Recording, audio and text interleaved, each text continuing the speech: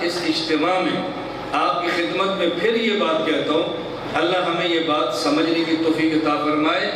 دو قسم کے لوگوں پہ آپ کڑی نگاہ رکھیں، ان کا بہت زیادہ خیال کریں۔ اپنی مساجد، اپنے اسکول، اپنی عبادت گاہیں، پاکستان کے ادارے، پاکستان کی تجارتی مراکز، دو قسم کے لوگوں پہ بہت خیال کریں۔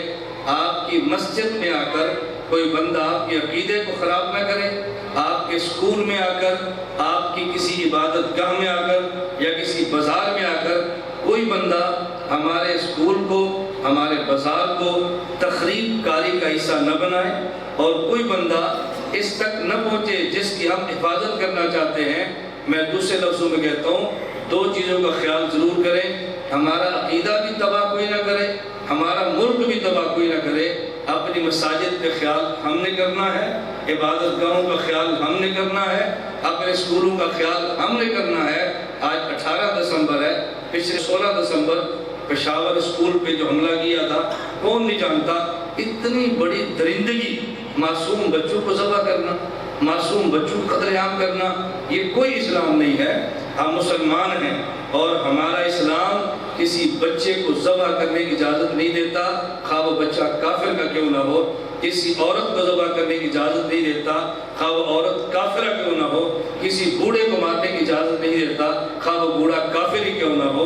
جائے کہ مسلمان بوڑھے کو مارے، مسلمان عورت کو ذبح کرے اور مسلمان بچوں کو ذبح کرے، یہ کوئی اسلام نہیں ہے۔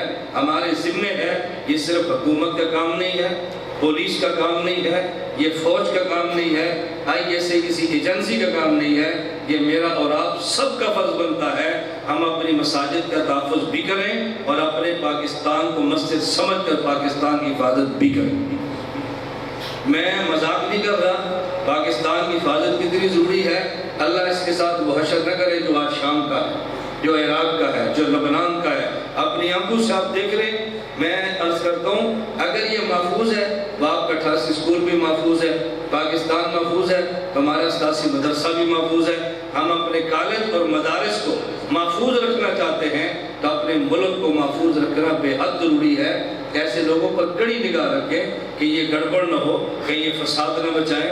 اللہ ہم سب کی حفاظت فرمائے۔